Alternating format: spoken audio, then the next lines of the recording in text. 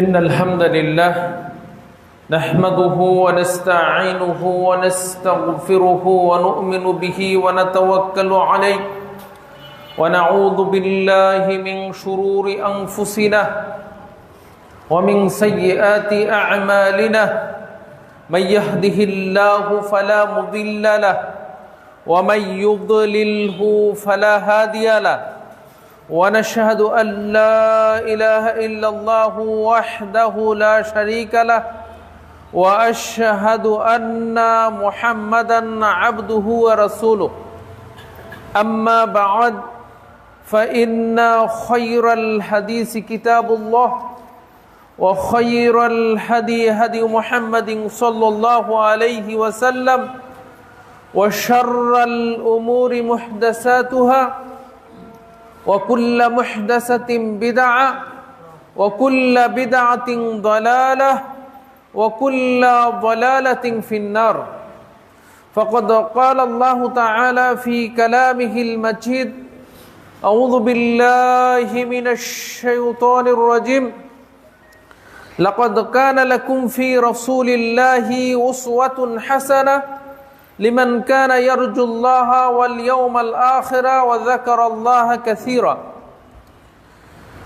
আলহামদুলিল্লাহ আমরা আল্লাহ সুবহানাহু ওয়া তাআলার প্রশংসা জ্ঞাপন করছি যে আল্লাহ সুবহানাহু ওয়া তাআলা এই পৃথিবী সৃষ্টি করেছেন এবং আকাশ জমিনের একচ্ছত্র মালিক এবং তারই ইশারায় এই পৃথিবী নিয়ন্ত্রিত হচ্ছে।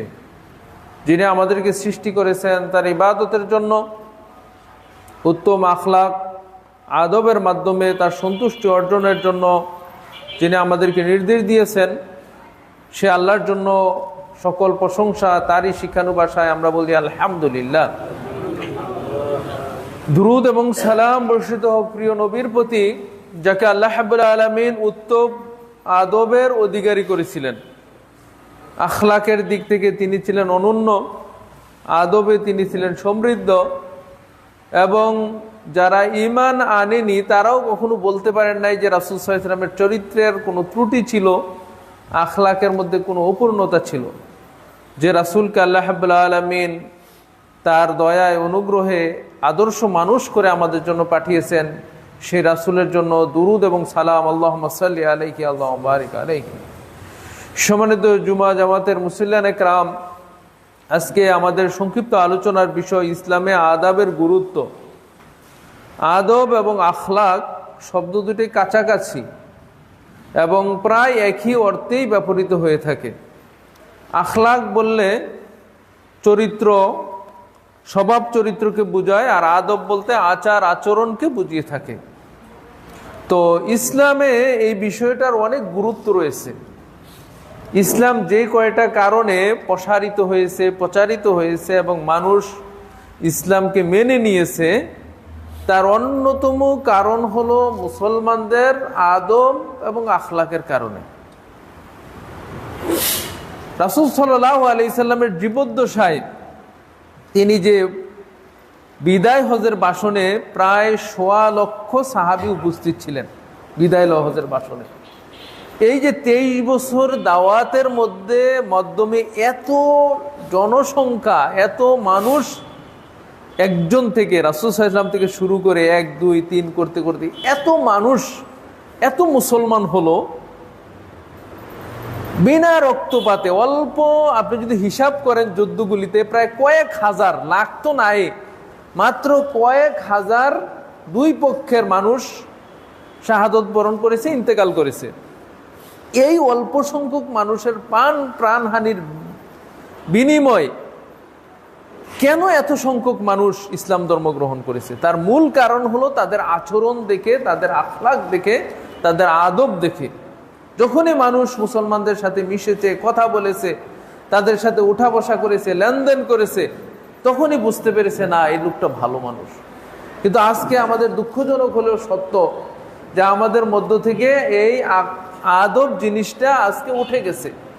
মুসলমানদের আচার আচরণ, কথাবার্তা, চাল চলন, লেনদেন, ব্যবসা বাণিজ্য, চাকরি বাকরি, যেখানেই আপনি দেখেন নামে হয়তো মুসলমান পাবেন, কিন্তু তার কাজে কর্মে আচরণে আদবে ইসলামের ছিটে পাটাও খুঁজে পাওয়া যায় না। তো সম্মানিত উপস্থিতি, এই যে একটা হারানো বিষয়, মানে হারিয়েই গেছে মুসলমানের কাছ থেকে, এইরকম একটা বিষয়ের যে কত গুরুত্ব, এই বিষয়টা আমরা তুলে ধরার চেষ্টা করব। আসলে আদাব কাকে বলে? ইবনে হাজার আসকালানী রহমতুল্লাহ আলাই, যিনি ফথুল বারির সংকলক, সহিহ আল বুখারীর একেবারে সবচেয়ে সুন্দর এবং সবচেয়ে গ্রহণযোগ্য যে ব্যাখ্যাটি যিনি লিখেছেন, ইবনে হাজার আসকালানী, তিনি বলছেন, আল আদাবু ইস্তেমালু মা ইউহমাদু কাওলান ওয়া ফি'লান। যেই কথা এবং কাজে মানুষের প্রশংসা করে, যেই কথাটা মানুষ প্রশংসা করবে, কাজটা মানুষ প্রশংসা করে, ওইটি আদব, যেটা মানুষ ভালো বলে। ইবনুল কাইয়িম রাহমাতুল্লাহ আলাই, ইবনে তাইমিয়ার অন্যতম ছাত্র, তিনি বলেছেন যে আল আদাবু ইস্তেমাউ খিসালু ফি খাইরিন, ভালো গুণগুলি একত্রিত হওয়াকে আদব বলে। আপনি যত ভালো গুণ আপনার মধ্যে সমৃদ্ধ করতে পারবেন, একত্রিত করতে পারবেন, তত আপনি মুআদ্দাব হবেন, আদব হবেন, আদবশীল হবেন। কেউ কেউ এরকম বলছেন যে হুয়া তাজিমু মান ফাওকাকা ওয়া রিফকু লিমান দুনাকা। আদব বলা হয় যে তোমার উপরে যারা আছে, বয়সে তোমার বড় যারা আছে, তাদেরকে তুমি সম্মান করবে, আর তোমার নিচে যারা আছে, ছোট যারা আছে, তাদের প্রতি তুমি স্নেহশীল হবে, দয়াশীল হবে। এইটাই হলো আদব। তো সম্মানিত উপস্থিতি, আদবের যে কত ফজিলত আমরা কোরআন থেকে যদি দেখি, আল্লাহ রাব্বুল আলামিন বলছেন সূরা তাহরিমের 6 নম্বর আয়াতে, ইয়া আইয়ুহাল্লাযীনা আমানু, ওহে যারা ঈমান এনেছো, কু আনফুসাকুম ওয়া আহলিকুম নারা, তোমরা নিজেরা এবং তোমাদের পরিবার পরিজনকে জাহান্নামের আগুন থেকে বাঁচাও, আল্লাহর নির্দেশ। তারপর আল্লাহ রাব্বুল আলামিন জাহান্নামের বর্ণনা দিচ্ছেন এভাবে, ওয়াকুদুহান নাসু ওয়াল হিজারা, জাহান্নামের জ্বালানি, জাহান্নামের লাকড়ি হবে মানুষ এবং পাথর। মানুষ তো তার পাপের কারণে জাহান্নামে যাবে, পাথর কেন জ্বালানি হবে? পাথর এই জন্য জ্বালানি হবে যে যুগ যুগ ধরে মানুষ পাথর দিয়ে বিভিন্ন ভাস্কর্য, মূর্তি, বিভিন্ন স্থাপনা, বিভিন্ন জিনিস এগুলি তৈরি করে তাদের পূজা করছে। এই জন্য যার পূজা করছে তাকে সহ তাকে জাহান্নামে দেওয়া হবে অপমান করার জন্য। যে তোমরা যাকে ডাকছো, যার কাছে নত হয়েছো, তাদের কি অবস্থা দেখো। আল্লাহ রাব্বুল আলামিন কিয়ামতের দিনে বলবেন যে তোমরা আল্লাহকে বাদ দিয়ে যাদেরকে ডাকছো তাদের কাছে যাও। তো জাহান্নামেও মানুষের সাথে সাথে পাথরকে আল্লাহ রাব্বুল আলামিন এই কারণে একত্রিত করবেন জ্বালানি হিসাবে। আলাইহা মালাইকাতুন গিলাদুন শিদাদ, আর এই জাহান্নামের মধ্যে যারা ফেরেশতা থাকবে, দায়িত্বশীল থাকবে, তারা হলেন কঠোর এবং কঠিন, তাদের মধ্যে কোনো দয়া নেই, নির্দয়। কারণ ফেরেশতাদেরকে আল্লাহ রাব্বুল আলামিন যেভাবে যেটা আদেশ করেন এটাই করেন, যার যেটা দায়িত্ব এটাই পালন করেন। কারণ তাদের কোনো ক্লান্তি নেই, তাদের কোনো খাওয়া দাওয়া নেই, তারা পুরুষও না নারীও না, তাদের বিয়ে শাদীর প্রয়োজন হয় না, তাদের ঘুম নেই, ক্লান্তি নেই, খাওয়া দাওয়া নেই। তো তারা আল্লাহ রাব্বুল আলামিন তাদেরকে কঠোর করে সৃষ্টি করেছেন, তারা রহমদিল হওয়ার কোনো কারণই নেই। তারপর আল্লাহ বলছেন যে লা ইয়াসুনাল্লাহা মা আমারহুম ওয়া ইয়াফআলুনা মা ইউমারুন। আর ফেরেশতাদের আরেকটা বৈশিষ্ট্য হলো যে তারা আল্লাহর অবাধ্য হয় না, এবং আল্লাহ যা আদেশ করেন তারা তাই করেন। রোবটের মতো, একটা ডিজিটাল জিনিসের মতো, আপনি যা কমান্ড দিবেন সে তাই করে যাবে। এটা আপনার প্রয়োজন কি প্রয়োজন না কি এটা সে বুঝে না। কিন্তু মানুষকে কিন্তু আল্লাহ রাব্বুল আলামিন ওইভাবে সৃষ্টি করেন নাই। মানুষকে সৃষ্টি করেছেন স্বাধীন করে, আর আকল দিয়েছেন, তাকে বুদ্ধি দিয়েছেন। এই জন্য মানুষ ভুল করে আবার তাওবা করে ফিরে আসে। ফেরেশতাদের কোনো ভুল নেই, কারণ আল্লাহ যা দিয়েছেন তাই তারা করতেছে। তো এই জন্য আল্লাহ রাব্বুল আলামিন যে মানুষকে আকল দিয়েছেন, মানুষ যদি আকল দিয়ে আল্লাহকে চিনতে পারে আর ভুল হলে যদি আল্লাহর কাছে ক্ষমা চায়, এটা আল্লাহ পছন্দ করেন। লাল্লাহি আশাদ্দু ফারহান, আল্লাহ রাব্বুল আলামিন সবচেয়ে বেশি খুশি হন যখন বান্দা নিজের ভুল বুঝতে পেরে আল্লাহর কাছে তওবা করেন। কারণ মানুষকে আল্লাহ এটা দিয়েছেন, সে ভুল করবে, নফসে আম্মারের কারণে ভুল করবে, শয়তানের কারণে ভুল করবে। কিন্তু সে যদি নিজে নিজে বুঝতে পারে যে আমি অন্যায় করেছি, আমার একজন রব আছে, আমার একজন প্রতিপালক আছে, যিনি আমাকে শাস্তি দিতে পারেন, যিনি আমাকে রহম করতে পারেন, ক্ষমা করতে পারেন, এই ভেবে যখন ফিরে আসে তখন আল্লাহ রাব্বুল আলামিন তার গুনাহগুলি ক্ষমা করে দেন। সুবহানাল্লাহ। এই আয়াতের ব্যাখ্যায় আলী ইবনে আবি তালেব রাদিয়াল্লাহু তাআলা আনহু তিনি বলেছেন যে আল্লাহ যে এনেকে বলছেন যে কু আনফুসাকুম আহলিকুম নারা, তোমরা তোমার পরিবার এবং তোমাদেরকে জাহান্নামের আগুন থেকে বাঁচাও, এটার অর্থ কি? এর অর্থ হলো যে আল্লিমুহুম ওয়া আদিবুহুম, তাদেরকে শিক্ষা দাও, জ্ঞান অন্বেষণ করাও তাদেরকে, এবং তাদেরকে আদব শিক্ষা দাও।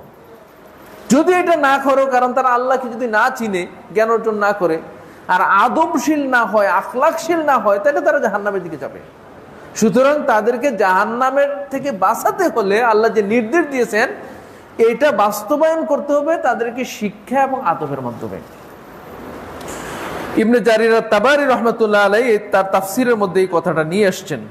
মুহাম্মদ ইবনে আলী রাদিয়াল্লাহু তাআলা আনহু তিনি বলেছেন যে আদাবাল্লাহু মুহাম্মাদান বিআহসানি তা'দীবান, আল্লাহ সুবহানাহু ওয়া তাআলা মুহাম্মদ সাল্লাল্লাহু আলাইহি সাল্লামকে উত্তম আদব শিক্ষা দিয়েছেন। মানে আল্লাহ নিজে মুহাম্মদ সাল্লাল্লাহু আলাইহি সাল্লামকে আদব শিক্ষা দিয়েছেন, বিষয়টা কত গুরুত্বপূর্ণ। তারপর তিনি দলিল হিসাবে পেশ করেছেন কোরআনের একটা আয়াত, সূরা আরাফের 199 নম্বর আয়াত, যেখানে আল্লাহ বলেছেন খুযিল আফু, হে নবী আপনি মানুষকে ক্ষমা করতে শিখুন, ক্ষমা আপনি গ্রহণ করুন, ক্ষমা আপনি গ্রহণ করুন। তারপরে ওয়াল আমরু বিল উরফে, এবং আপনি মানুষকে ভালোর আদেশ দিন, ওয়া আরিদ আনিল জাহিলিন, এবং আপনি মূর্খদের থেকে, জাহেলদের থেকে মুখ ফিরিয়ে নেন। ছোট্ট আয়াতের মধ্যে আল্লাহ 3টা আদব রাসূল সাল্লাল্লাহু আলাইহি ওয়াসাল্লামকে শিক্ষা দিয়েছেন। এবং আপনারা যদি দেখতে পান যে রাসূল সাল্লাল্লাহু আলাইহি ওয়াসাল্লামের জীবনীতে তিনি কোনোদিন কারো প্রতিশোধ নিয়েছেন কেউ বলতে পারবে না। তার যে ব্যক্তিগত কারণে, মানে আল্লাহর বিধান কেউ লঙ্ঘন করছে তখন তিনি হাতও কাটছেন, চোরের পাথর মেরে জেনাকারীকে রজম করে হত্যা করে দিয়েছেন, এটা কি আল্লাহর বিধান তিনি লঙ্ঘন করেছেন।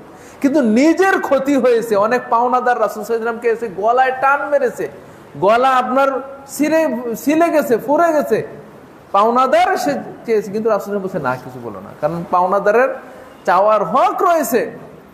তো রাসূল সাল্লাল্লাহু আলাইহি ওয়াসাল্লাম নিজের কোনো ইয়ার জন্য প্রতিশোধ করেছেন। মক্কাবাসীগণ আপনারা জানেন যে এত কষ্ট করে, এত লাঞ্ছনা দিয়ে তাকে রাতের আধারে তিনি আল্লাহর আদেশে মক্কা থেকে মদিনাতে চলে আসলেন, এবং তাকে ধরার জন্য যে 100 উট তখন ঘোষণা করা হয়েছিল, তিনি গারে সাউরের মধ্যে কিছুদিন অবস্থান করে তারপরে তিনি চলে আসছেন। মানে এত সাহাবাদেরকে কষ্ট দিয়েছে, এত তাকে ইয়ে করেছে, কিন্তু তিনি কারো প্রতিশোধ নেননি যে তুমি আমাকে এরকম করছো, এখন তোমার। যখন তিনি মক্কা বিজয় করছিলেন, কাফেররা কিন্তু ভয়ে ছিল যে আজকে মনে হয় আমাদের আর বাঁচা হবে না, কারণ আমরা মুহাম্মদ সাল্লাল্লাহু আলাইহি ওয়াসাল্লামকে, তার সাহাবাদের উপরে, তার আত্মীয় স্বজনের উপরে, তার পরিবারের উপরে যে অত্যাচার করেছি, আমাদের আজকে মনে হয় আর বাঁচা হবে না, আমাদের আর আজকে বেঁচে থাকা হবে না। কিন্তু তিনি কি বলেন, তিনি বলেছিলেন যে আজকে আমি ওই কথা বলবো যেই কথা ইউসুফ আলাইহিস সালাম তার ভাইদেরকে বলেছিলেন। তার ভাইয়েরা যখন তাকে গর্তে ফালিয়েছিল, মরার জন্যই তো ফালিয়ে দিছে, মানে মরে গেছেন মনে করছে। তিনি পরে যখন মিশরের বাদশাহ হলেন, খাদ্যমন্ত্রী হলেন, এদিকে যখন খাদ্যের অভাব হলো, তার 11 ভাই যখন সেই মিশরে খাদ্যের জন্য গেলেন, তিনি চিনে ফেললেন, তখন তাদের উদ্দেশ্যে তার ভাইয়েরাও তখন ভয়ে ছিলেন যে আমাদের ভাইকে আমরা মেরে দিয়েছিলাম আর সে এখন ক্ষমতাশীল হয়ে গেছে। তখন তিনি কি বলছেন, লা তাসরিবা আলাইকুমুল ইয়াউম, আজকে তোমাদের বিরুদ্ধে আমার কোনো প্রতিশোধ নেই। তো রাসূল সাল্লাল্লাহু আলাইহি ওয়াসাল্লাম বলছেন আমি ওই কথাই বলবো যেই কথা আমার ভাই ইউসুফ তার ভাইদের সম্পর্কে বলেছিল, যে আমি প্রতিশোধ নেই। কিন্তু আজকে দেখেন আমাদের রাজনীতি বলেন, দেখলেই বোঝা যায় যে একদল আসছে, তুমি আমাকে এরকম করছো, আমি তোমাকে এরকম করব। মানে এইটাকে মানে দলিল মনে করে যে তুমি এরকম করতে পারছো, তা আমরা করলে সমস্যা কি। কিন্তু ক্ষমার যে একটা আদর্শ, ক্ষমার যে একটা নীতি, ক্ষমার যে একটা আচরণ, ক্ষমার যে একটা আদব, এটা আজকে নাই আমাদের মধ্যে। রাসূল সাল্লাল্লাহু আলাইহি সাল্লামের আচরণ দেখেন, মুআবিয়া ইবনুল হাকাম আল-সুলামি বিশিষ্ট সাহাবী, তিনি বলতেছেন যে ইসলামের যখন সালাত প্রথম দিকে ফরজ হয়, তো তিনি একদিন তিনি বলতেন আমি রাসূল সাল্লাল্লাহু আলাইহি ওয়াসাল্লাম সালাত করতেছিলাম, একজন সাহাবী সালাতের মধ্যে হাসি দিয়ে ফেলেছে। তা হাসি দেওয়াতে আমি ইয়ারহামুকাল্লাহ বলে ফেললাম, মানে হাসির জবাব দিলাম। সালাতের মধ্যে যে হাসি দেয় তিনি আলহামদুলিল্লাহ বলবেন নীরবে, কারণ এখানে আর ইয়ারহামুকাল্লাহ জবাবের দরকার নেই, কারণ আপনি এখন সালাতের মধ্যে আসেন। তো মুয়াবিয়া বলতেছেন যে আমি হাসির উনি জবাব বলছে, আমি ইয়ারহামুকাল্লাহ জোরে বলে ফেলেছি। এখন আল্লাহ নবীর অন্যান্য সাহাবীরা আমার দিকে একেবারে চোখ রাঙ্গা করে তারা আমার দিকে বিরক্তির স্বরে তাকাচ্ছে আমার দিকে। আমি তখন মানে তিনি মাসালাটা জানতেন না, তো তখন তিনি বলছেন যে আমি বিরক্তি মানে তাদের দিকে তাকাতে দিলাম যে তারা আমার দিকে এভাবে তাকাচ্ছে কেন। তখন তারা উরুর মধ্যে এভাবে মারতে লাগলেন যে আমাকে বুঝাইতে চাচ্ছেন তুমি চুপ করো। তা আমি চুপ করে গেলাম অনিচ্ছা সত্ত্বেও। যখন সালাত শেষ হলো, এবার রাসূলুল্লাহ সাল্লাল্লাহু আলাইহি সাল্লামের কাছে গেলাম, তিনি আমাকে ডাকলেন। তিনি বলতেছেন ইয়া আবি ওয়া উম্মি, আমার মা এবং বাপ আপনার জন্য কুরবান হোক। মা যারাবানি ওয়ালা কাহারানি ওয়ালা সাব্বানি। তিনি বলতেছেন যে রাসূল সাল্লাল্লাহু আলাইহি ওয়াসাল্লাম আমাকে কোনো দমকও দিলেন না যে তুমি সালাতের মধ্যে ডিস্টার্ব করছো। আমাদের মধ্যে দেখুন অনেকে যদি বাচ্চা নিয়ে আসে, বাচ্চা একটু দুষ্টামি করে, তখন অনেকে দমক দেয় যে বাচ্চা নিয়ে আসছেন আপনি বুঝেন না, মোবাইল বেজে উঠলে দমক দেয়। এখন ওই সাহাবী বলতেছে যে আদব দেখেন রাসূল সাল্লাল্লাহু আলাইহি ওয়াসাল্লামের, বলতেছেন যে তিনি আমাকে দমকও দিলেন না, তিনি আমাকে প্রহারও করলেন না, কারণ রাসূল প্রহার করার মতো অবস্থানে ছিলেন। তিনি শুধু মসজিদের ইমাম ছিলেন না, ইসলামের নবী ছিলেন না, তিনি রাষ্ট্রের প্রধান ব্যক্তি ছিলেন, তার মধ্যে ক্ষমতা আছে। ওয়ালা সাব্বানি, তিনি আমাকে গালিও দিলেন না, মন্দ কিছু বললেন না। তিনি কি বললেন? ইন্না হাযা সালাত, এটা হলো সালাত, সালাতে তুমি আসছো। লা ইয়াহিল্লু শাইউম মিন কালামিন নাস, এই সালাতের মধ্যে মানুষের কোনো কথা বলা বৈধ না। আপনি যখন আল্লাহু আকবার বলে নিয়ত শুরু করেছেন, এরপর আপনার আর কোনো কথা, যত ভালো কথাই হোক না কেন, মানে সালাতের ছাড়া আপনি আর কোনো কথা বলতে পারবেন না। একজন অন্যায় করতেছে, আপনি তাকে আদেশও করতে পারবেন না, নিষেধও করতে পারবেন না। সুতরাং তারপরে তিনি বললেন ইন্নামা হুয়া তাসবিহু ওয়া তাকবীরু ওয়া কিরাআতুল কুরআন, এই সালাত হলো তাসবিহ তাকবীর, সুবহানাল্লাহ আপনি বলতে হয়, সুবহান রাব্বিয়াল আযীম, সুবহান রাব্বিয়াল আলা বলতে হয়, আল্লাহু আকবার বলতে হয়, কোরআন তেলাওয়াত করতে হয়, এটা হলো সালাত। তো সম্মানিত উপস্থিতি, তাইলে রাসূল সাল্লাল্লাহু আলাইহি সাল্লামের আদব দেখেন।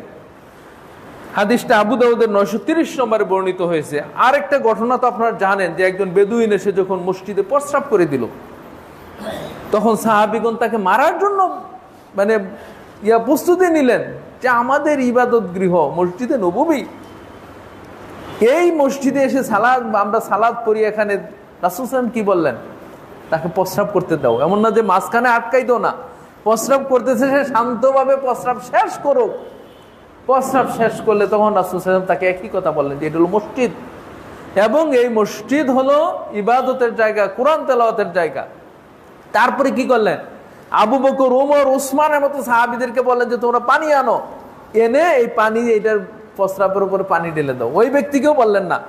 কিন্তু দুঃখজনক হলেও সত্য, যে দেশে যারা সহিহ আকীদা এবং আহলে হাদিস যারা মানে, তাদের মসজিদে আমিন বললে অনেক সময় তাদেরকে মসজিদ থেকে বের করে দেওয়া হয়।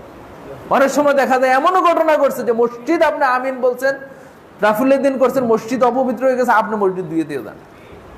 এইগুলো হলো আমাদের আখলাক। আপনি ভুল করতেই পারেন, একজন মুসল্লি ভুল করতে পারে, একজনকে ভুল করতে পারে, কিন্তু তা আপনার শিক্ষা দিবেন কিভাবে, আদবটা আপনার কি হবে, আচরণটা কি হবে, এইটা আপনাকে শিক্ষা করতে হবে। ভুল হতেই পারে, মানুষ ভুল করছে, সে জানে না দেখে হয়তো ভুল করেছে, কিন্তু আপনার আচরণ আদবটা কি হবে সেটা আমরা অনেক সময় বলে যাই।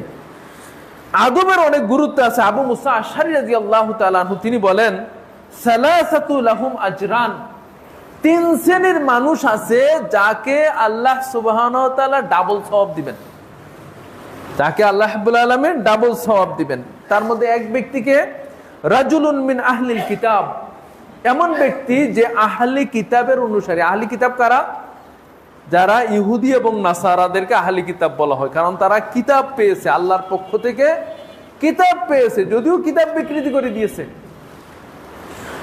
তো আমানা বিনাবিহি, আহলি কিতাবের কেউ যদি তাদের নবীর উপরে বিশ্বাস করে আমল করে, ও আমানা বি মুহাম্মদ সাল্লাল্লাহু আলাইহি সাল্লাম, এবং যখন জানতে পারলো যে মুহাম্মদ সাল্লাল্লাহু আলাইহি সাল্লাম এসেছে, নতুন ধর্ম এসেছে, আমাদের ধর্ম আপনার বাতিল হয়ে গেছে, তখন যদি সে আবার মুহাম্মদ সাল্লাল্লাহু আলাইহি সাল্লামের ধর্মের প্রতি ঈমান আনে এবং নেক আমল করে, তাহলে তাকে ডাবল সওয়াব দেওয়া হবে।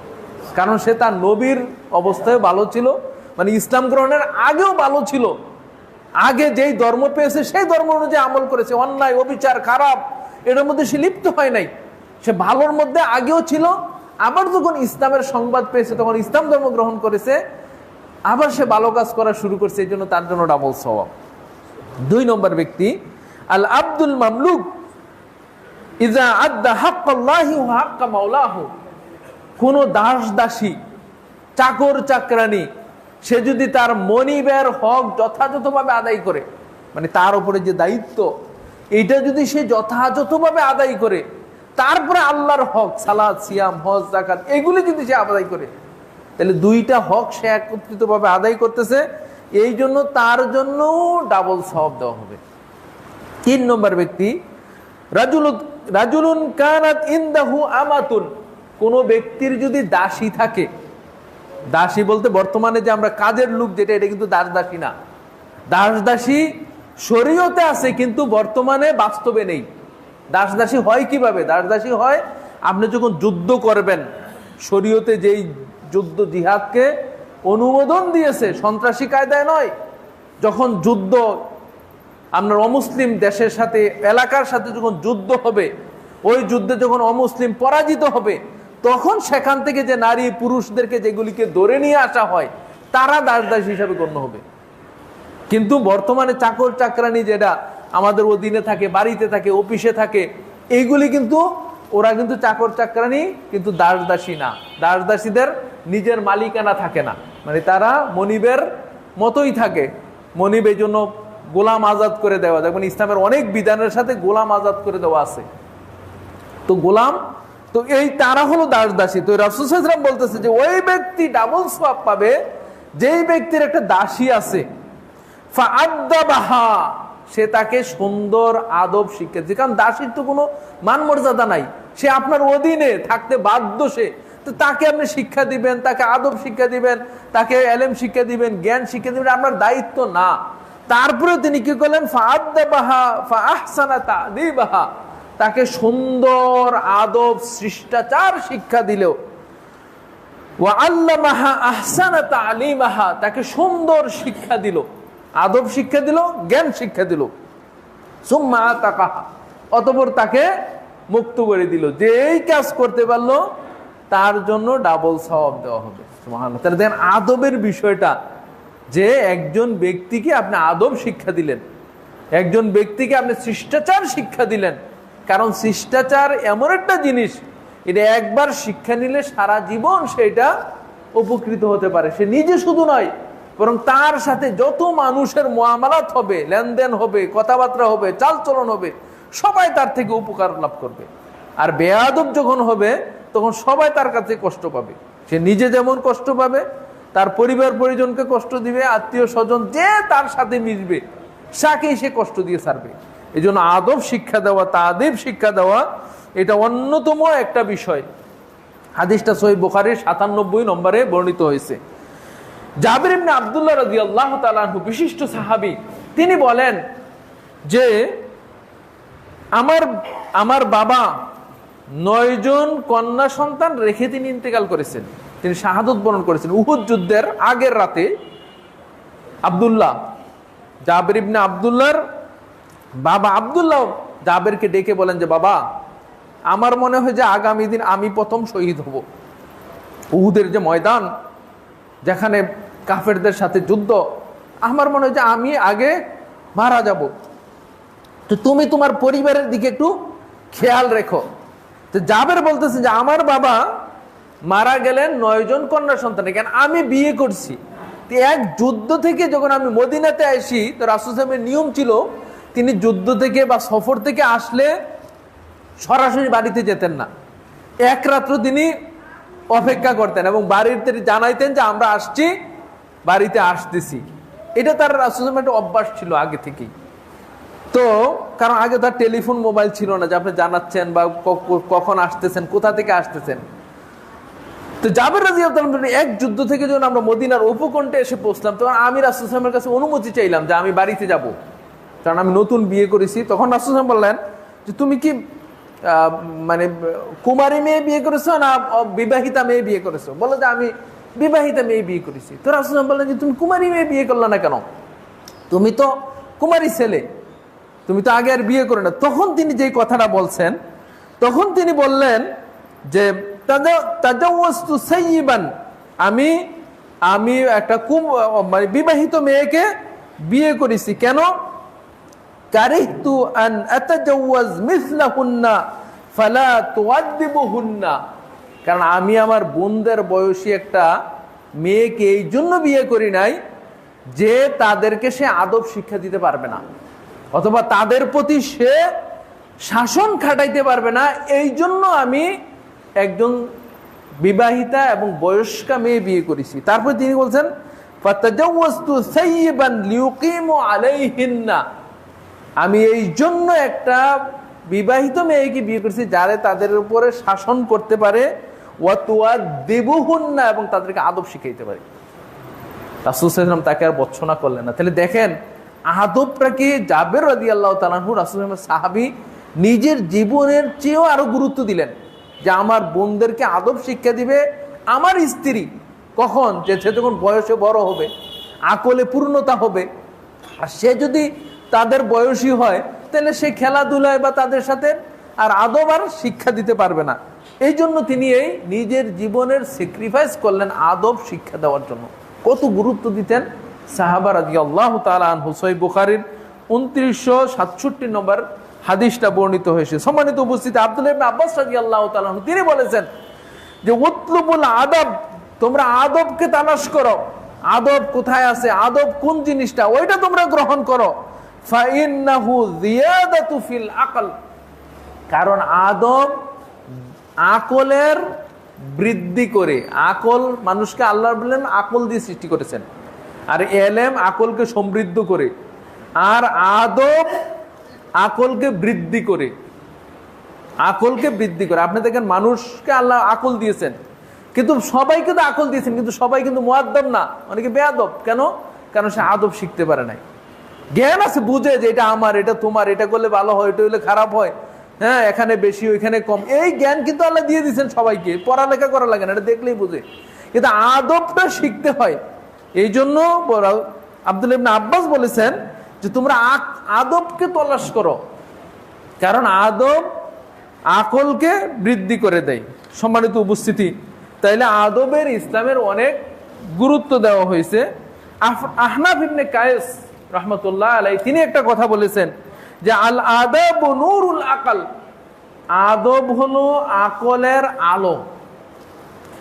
কামা আন্না নারু নূরুল বাসার, যেমনি ভাবে চোখের জন্য যেমনি ভাবে আলো প্রয়োজন।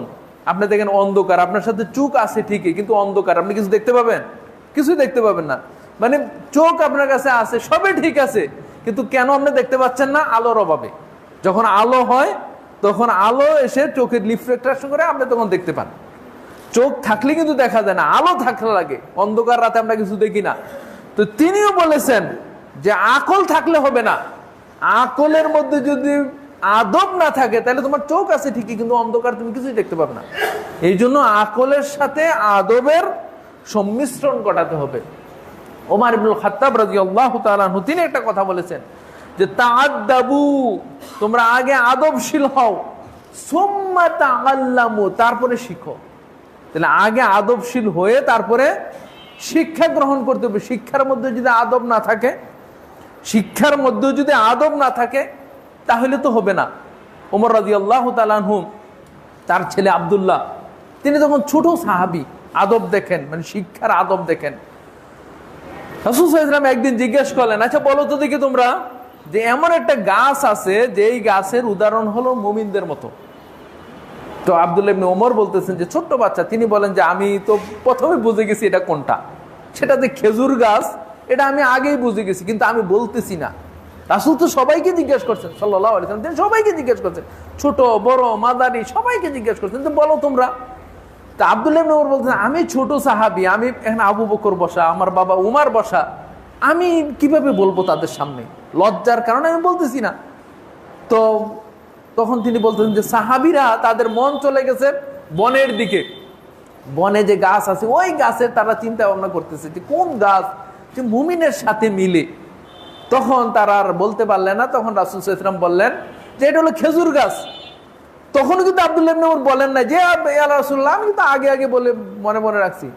ওই মজলিস থেকে বের হয়ে যখন বাড়িতে যাচ্ছেন তখন তার বাবাকে বলতেছেন যে আব্বা, আমি কিন্তু আগেই ধারণা করেছিলাম যে এটা খেজুর গাছ।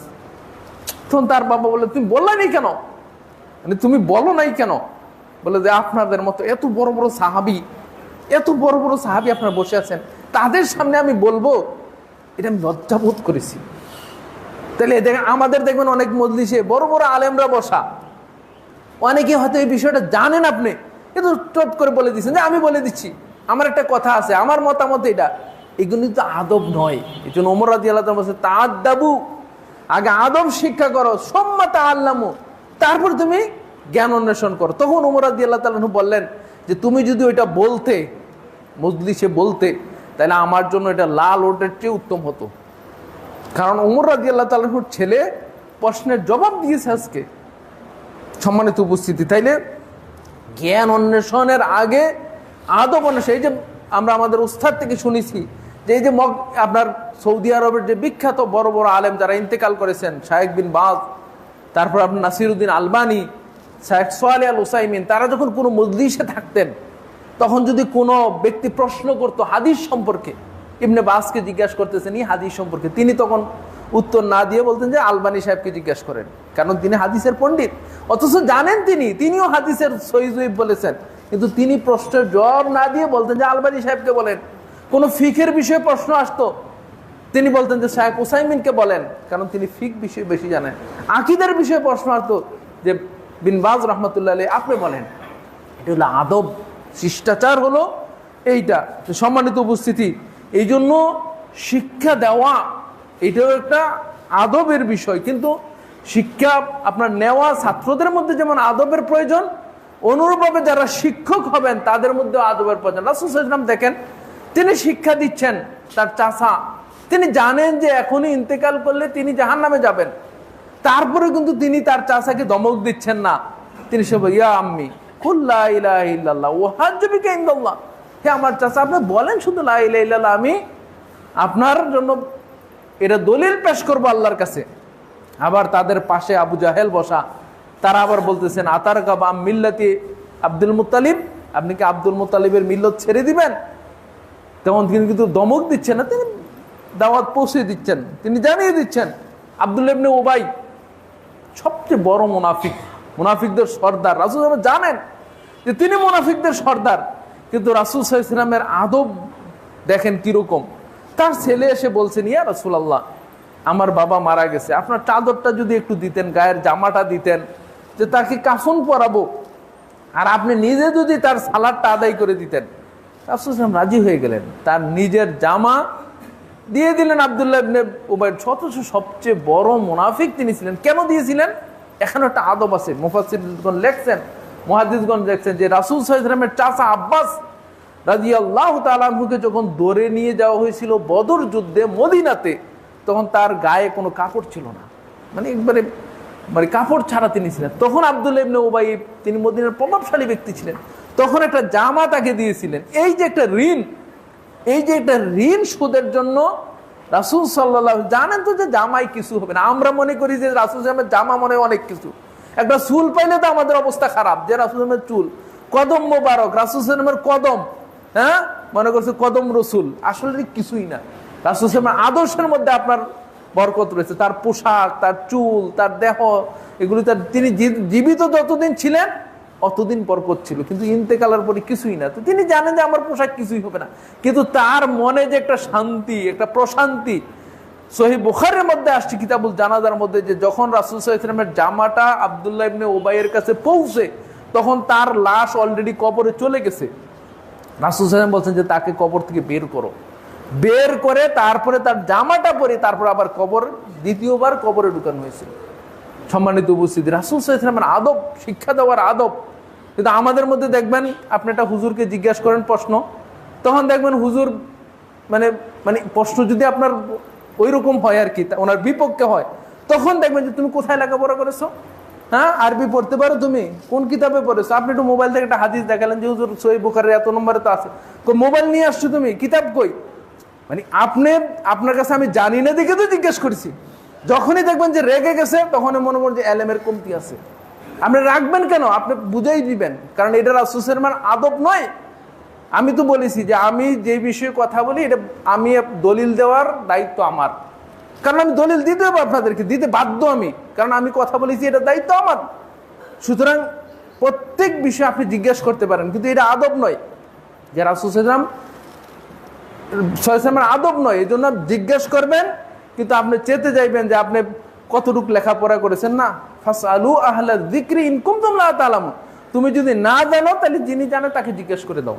কিন্তু যে জিজ্ঞেস করবে তার কোনো যোগ্যতা লাগবে না, আরবি পড়া জানা লাগবে না, মাদ্রাসায় পড়া লাগবে না, কিছুই লাগবে না, আমি জানি না দেখে তো আপনাকে জিজ্ঞেস করতেছি। তো সম্মানিত উপস্থিতি, সব ক্ষেত্রেই আদব আমাদের রক্ষা করতে হবে। অনেক সময় দেখা যায় যে আদবেরও আমরা বেয়াদবকে আবার আদব মনে করি। অনেক ক্ষেত্রে দেখবেন, কিছু কিছু ক্ষেত্রে দেখবেন যে আপনার দুই হাতে যদি আপনি মুসাফা না করেন তাহলে বেয়াদব মানুষ, মানে দুই হাতে আমার সাথে মুসাফা করলো না, আসলে মুসাফা হলো এক হাতে। এটা তো আপনি বুঝতে হবে যে কোনটা আদব আর কোনটা বেয়াদব। তাহলে আদব এটাও আমাদের বুঝতে হবে। অনেক সময় পায়ের সাথে যখন পা লেগে যায়, তখন আমরা কি করি? একেবারে নত হয়ে তার কাছে মাপ টাপছে না, কিছু পা একটা অঙ্গের সাথে অঙ্গ লাগছে, হাতের সাথে হাত লাগে, আপনার বাসে বসছেন, একজনের গাড়ের সাথে গাল লাগতেছে না, একই অবস্থা, পায়ের সাথে পা লাগতেছে। কিন্তু আমাদের সমাজে এটাকে বেয়াদব মনে করা হয়, যে পায়ের সাথে আমার পা লেগে গেল তো সে একটু মাফও চাইলো না। না, আপনি এই জন্য এই উছিলা দেখা যায় যে সালাতের মধ্যে বলছে না, এটার সাথে লাগানো যাইবে না, কারণ এটা বেয়াদবি। তাহলে আদব কোনটা, বেয়াদব কোনটা, এটাও আমাদের ইসলামের আলোকে আপনাকে নির্ণয় করতে হবে। শিক্ষক সালাম দিবে, এটা আবার বেয়াদবি। মানে শিক্ষক ক্লাসে ঢুকতেছে, ছাত্ররা বসা আছে, কে সালাম দিবে? শিক্ষক সালাম দিবে, কারণ এখানে অনেকগুলি বিষয় আছে। এক নম্বর হলো অল্প সংখ্যক লোক বেশিকে সালাম দিবে। ধরেন এখানে ছাত্র আছে 50 জন, শিক্ষক হলে একজন। যিনি গড়ে ঢুকবেন, ধরেন আপনার 10 জন লোক বসে আছে আর 5 জন লোক হেঁটে যাচ্ছে, যিনি হেঁটে যায় তিনি সালাম দিবেন, মানে যিনি চলন্ত অবস্থায় আছে তিনি সালাম দিবেন। তাহলে দেখেন নিয়ম হলো কি, যে শিক্ষক রুমে ঢুকবেন, আসসালামু আলাইকুম বলবেন। কিন্তু আমাদের সমাজে কি, যে কোনো ছাত্র যদি সালাম না দেয় তাহলে বেয়াদব। তাহলে আদব কোনটা, বেয়াদব কোনটা, এটা নির্ণয় করতে হবে আমাদেরকে। দেখবেন আপনি এক জায়গায় কিয়াম হচ্ছে, আপনি যদি না দাঁড়ান, বলে মানে রাসূল সাল্লাল্লাহু আলাইহি ওয়াসাল্লামের সামনেও দাঁড়াইলো না। তো সম্মানিত উপস্থিতি, তাইলে এরকম অনেক বিষয় আছে যেগুলি আসলে আদব কোনটা আর আদব নয় কোনটা, এইটাও আমরা নির্ণয় করতে সমস্যা করি। আসলে আমাদের ইবাদতের ক্ষেত্রে দেখবেন এমন কোন ইসলামের ইবাদত নাই যেখানে হয় কমতি হয়েছে, নাহলে বাড়তি হয়েছে, নাহলে পরিবর্তন হয়েছে। মানে একেবারে এই যে আদবের বিষয়, এটা তো অন্তত ঠিক থাকার দরকার ছিল, যে সবাই একমত যে এইগুলি আদব, এগুলি আদব না। কিন্তু এখানেও দেখেন মতভেদ হয়ে গেছে। সম্মানিত উপস্থিতি, আদবগুলিকে আসলে আদবের অনেক বিষয় আছে। আমরা যদি প্রকারভেদ করি তাহলে সম্পর্কের কারণে আদব, তার প্রথমটা হলো যে আল্লাহর সাথে আদব। আপনি আল্লাহর সাথে আপনার আদব কি হবে, এটা অনেক গুরুত্বপূর্ণ। আমরা যদি কয়েকটা ঘটনা আমরা দেখতে পাই, যেমন আমরা সালাত পড়ি, এটা কিন্তু আল্লাহর সাথে আদব। দেখেন আপনি সালাতে দাঁড়াইছেন, কোনো দিকে তাকাতে পারবেন না, নিষেধ করা হয়েছে। একেবারে দৃঢ়স্থির ভাবে সালাত আদায় করতে হবে, একেবারে অন্তর যাতে সালাতের মধ্যে থাকে, কুমু লিল্লাহি কানিতিন, একেবারে দৃঢ়স্থির ভাবে সালাত আদায় করতে হবে। শায়েখ ইবনুল কাইয়িম রাহমাতুল্লাহ আলাইহি বলছে, যারা সালাত আদায় করে তারা 5 শ্রেণীর, মানে 5 প্রকার প্রতিদান পাওয়ার দিক থেকে। তিনি বলছেন যে প্রথম প্রকার হলো যারা মুআকিবিন, যাদেরকে আল্লাহ শাস্তি দিবেন সালাতের কারণে, মানে আপনার সালাতও পড়ছেন আবার শাস্তিও ভোগ করতে হবে। কারা তারা? তারা হলো যে ফাওয়াইলুল লিল মুসাল্লিন আল্লাযীনা হুম আন সালাতিহিম সাহুন আল্লাযীনা হুম ইউরাউন, যারা মানুষকে দেখানোর জন্য সালাত আদায় করে। 2 নম্বর তিনি বলছেন যে সালাত আদায়কারী এমন হবে যাদেরকে আল্লাহ রাব্বুল আলামিন হিসাব নিবেন। হিসাব আল্লাহ রাব্বুল আলামিন যেটা নিবেন এটা কঠিন হবে বিষয়টা। সেটা কারা? তিনি বলছেন সালাত আদায় করে কিন্তু তাদের মন সালাতে নাই, সালাত চলে গেছে। তাহলে কেন এটি বিষয়টা বলেন তো? এই জন্য যে আপনি আল্লাহর সাথে আদব রক্ষা করতে পারেন নাই।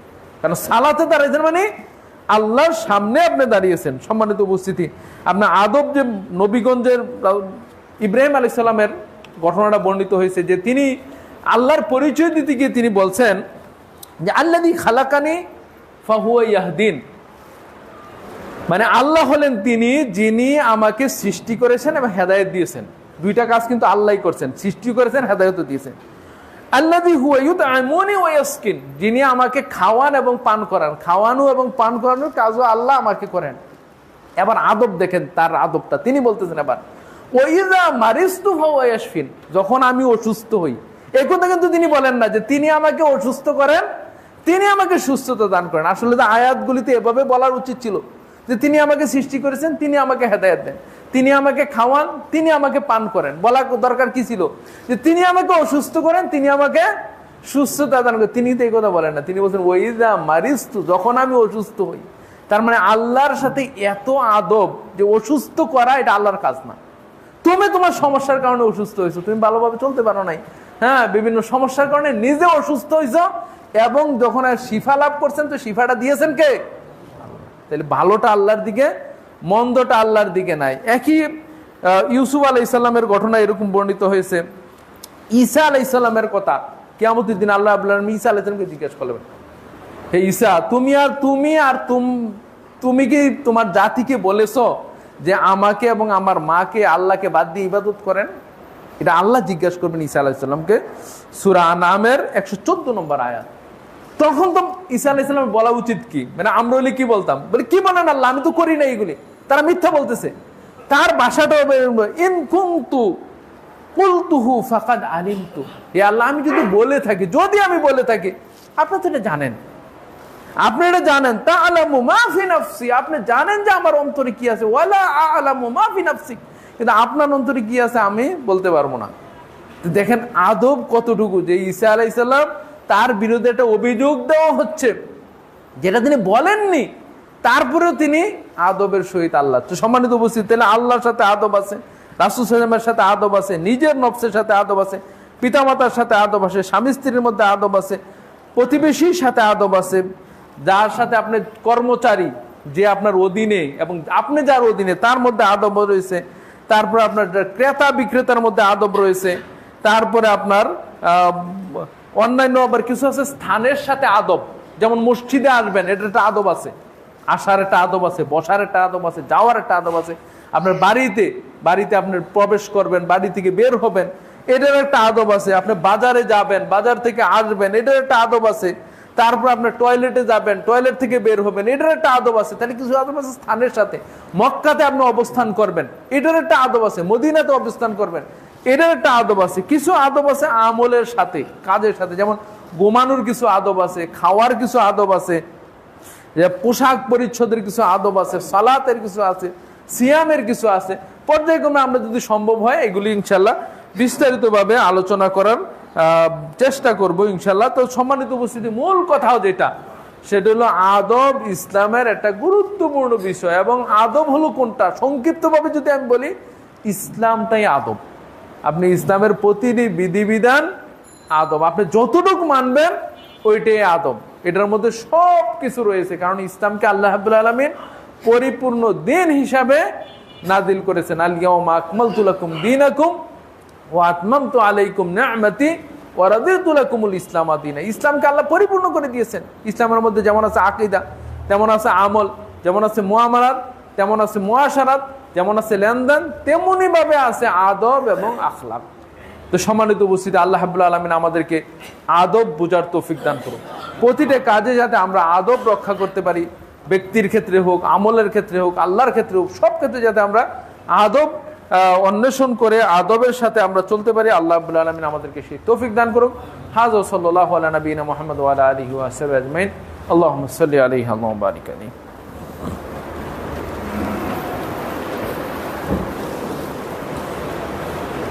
আলহামদুলিল্লাহ, আলহামদুলিল্লাহি ওয়াহদা ওয়াস সালাতু ওয়াস সালামু আলা মান লা নাবিয়্যা বা'দা।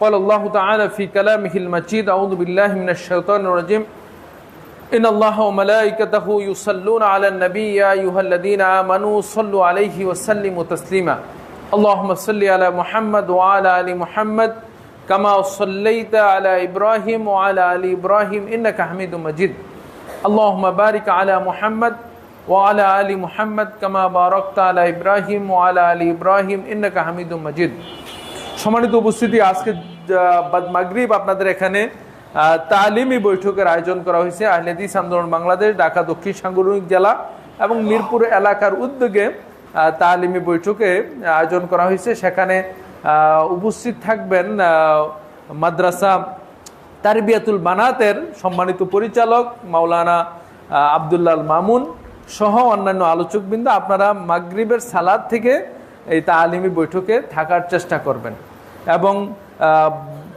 আপনারা যে কোনো ইসলামী আলোচনা এবং খুতবা, আমরা আসলে খুতবাটা ইসলামের জ্ঞান অন্বেষণের একটা মাধ্যম।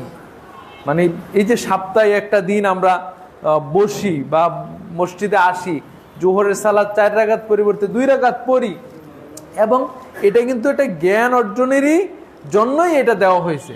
তা আমরা আপনাদেরকে আগেও বলেছি, এখনও বলি যে খুতবার আগে আসার চেষ্টা করবেন, কারণ জুমার দিনের যে ফজিলত, খুতবার যে ফজিলত, এটা কিন্তু খুতবাতে আগে না আসলে কিন্তু পাবেন না।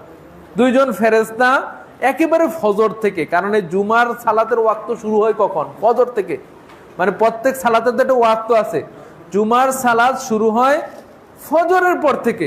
ফজরের পর থেকে নিয়েই 2 জন ফেরেশতা বসে থাকেন এবং নাম লিস্ট করতে থাকেন। কতক্ষণ করেন? যতক্ষণ ইমাম মিম্বরে না বসেন। এই জন্য আপনারা খুতবা শ্রবণার্থে এবং ইসলামিক জ্ঞান অন্বেষণার্থে আপনারা আগে ভাগে আসবেন এবং এই খুতবাকে গুরুত্ব দিবেন, জুমার দিনকে গুরুত্ব দিবেন। আল্লাহ আমাদেরকে সঠিক জিনিস বুঝার এবং আমল করার তৌফিক দান করুন। আমাদের মধ্যে যারা ইন্তেকাল করেছেন, আল্লাহ রাব্বুল আলামিন সকলকে জান্নাতের অধিবাসী করুন। আমাদের মধ্যে যারা বিপদে আছেন, সমস্যায় আছেন, আল্লাহ রাব্বুল আলামিন সকলকে সমস্যা মুক্ত করুক। আমাদের মধ্যে যারা অসুস্থ আছেন, আল্লাহ রাব্বুল আলামিন সকলকে সুস্থতা দান করুক। আজিবিল বাস রব্বান নাস ওয়াশফি আনতা শাফি লা শিফাউকা ইল্লা শিফা লা ইউগাদিরু সাকামা। রব্বানা আতিনা ফিদ দুনিয়া হাসানা ওয়া ফিল আখিরাতি হাসানা ওয়া কিনা আযাবান নার। ইবাদাল্লাহ রাহিমাকুমুল্লাহ, ইন্নাল্লাহা ইয়া'মুরু বিল আদলি ওয়াল ইহসান ওয়া ইতা'i যিল কুরবা ওয়া ইয়ানহা আনিল ফাহশাই ওয়াল মুনকার ওয়াল বাগি ইয়াযুকুম লাআল্লাকুম তাযাক্কারুন ফাযকুরুনি আযকুরকুম ওয়াশকুরু লি ওয়া লা তাকফুরুন।